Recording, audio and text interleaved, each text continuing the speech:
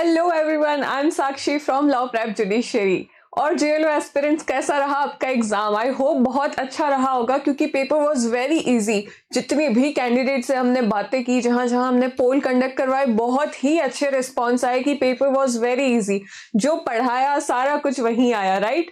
तो हम थोड़ा सा एनालिसिस करते हैं पेपर को, ताकि आपके लिए भी इजी रह जाए कि आप किस फुट पे स्टैंड कर रहे हो और आगे आपको कहाँ जाना है। अब जुडिशरी में लगना है या फिर जेएलओ के इंटरव्यू की प्रिपरेशन करनी है। एंड लास्ट में हम अपनी कट ऑफ भी डिस्कस करेंगे जो कि एक्सपेक्टेड रहने वाली। ऑलराइट, तो let's get started with our video. सबसे पहले हम बात करते हैं कि टोटल अटेंडेंस कितनी रही।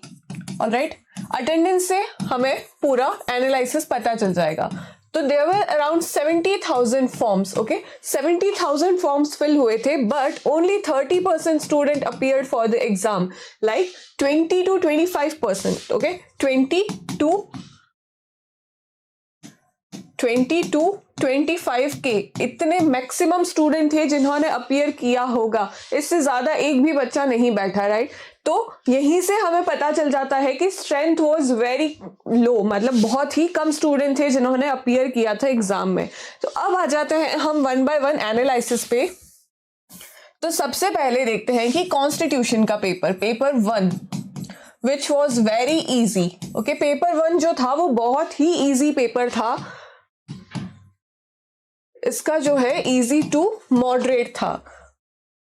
इजी इसलिए था क्योंकि डायरेक्ट क्वेश्चंस आए थे, article based, fundamental rights, DPSP, direct questions थे। वहीं पे थोड़ा मॉडरेट इसलिए था क्योंकि कुछ केस लॉज ऐसे दे रखे थे जो थोड़े से ट्रिकी थे। ऑल्सो कुछ आर्टिकल्स थे लाइक आर्टिकल 366, उसमें हाई कोर्ट कहाँ डिफाइंड है, तो वो थोड़े से अनकन्वेंशनल थे, राइट? तो due to some articles and some case laws थोड़ा सा ये मॉडरेट की तरफ फॉल करता है। अदरवाइज कॉन्स्टिट्यूशन जो था वो ज्यादातर इजी क्राइटेरिया में फॉल करता है। तो अगर कॉन्स्टिट्यूशन में देखा जाए तो for general category 43+ is safe score.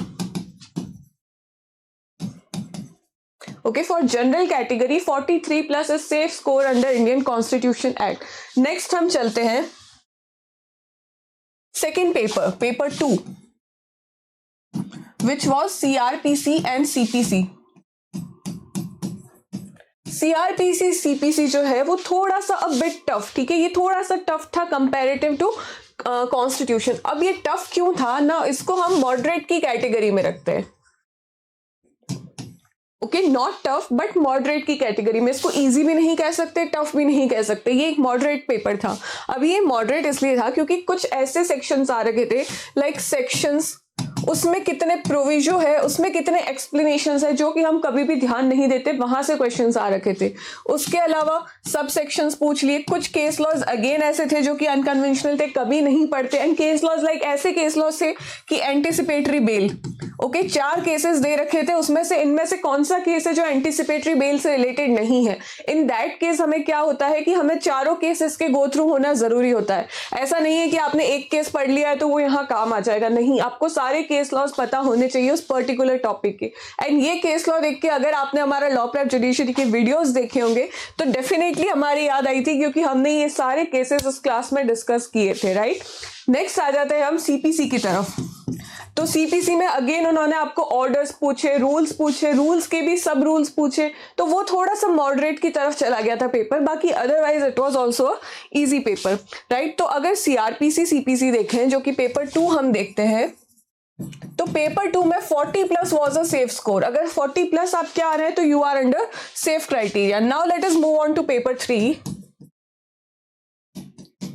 which is evidence act, limitation, drafting, pleading and convincing, all right, and also interpretation of statutes। तो वहीं पे ये पेपर जो था वो more towards easy था। ओके, मॉडरेट कम, ये बहुत ही इजी पेपर आया था। एविडेंस एक्ट जो था वो डायरेक्टली सेक्शंस पूछे थे, किसी ने अगर थोड़ी सी तैयारी करी है ना तो उसने ये पेपर बहुत इजीली निकाल दिया होगा।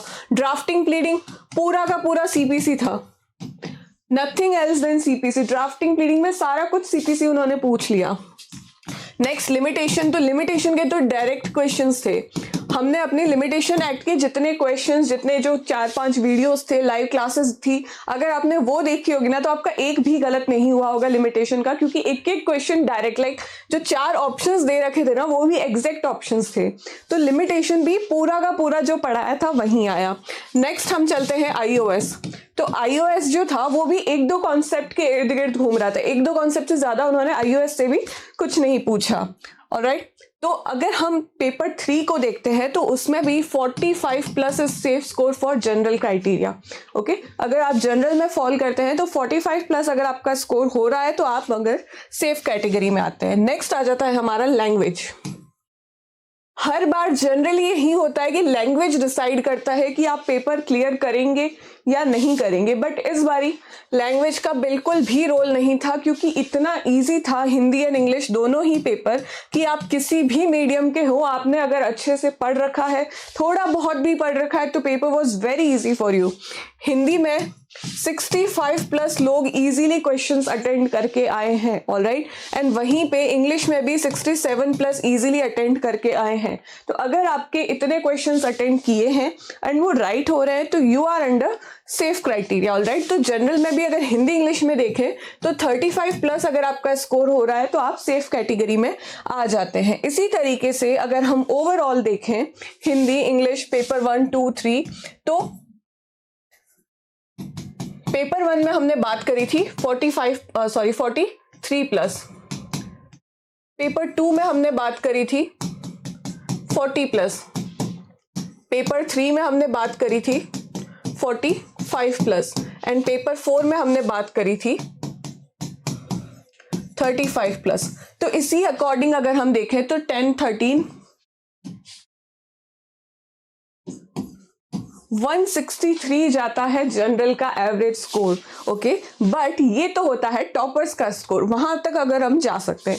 वेयर एज अगर हम एक एवरेज कैटेगरी से स्कोर देखें तो जनरल का जो, अब हम बात करते हैं कट ऑफ की तरफ, राइट। तो जनरल का अगर आप 155 प्लस -5, माइनस आप कैलकुलेट मत करो, प्लस, ओके, 155 प्लस आप स्कोर कर रहे हैं तो यू आर सेफ। अगर आप जनरल में 155 प्लस स्कोर कर रहे हैं तो आप सेफ कैटेगरी में आते हैं। नाउ +5 हो सकता है वो, ऑलराइट, हम श्योर नहीं कह सकते कि 155 वाला सेफ है, लेकिन अगर 155 से अबव है तो वो अभी के लिए प्रिपरेशन स्टार्ट कर सकता है अपनी इंटरव्यू की, ऑल्दो आप हाई ही मानिएगा, इससे कम शायद जाना मुश्किल है।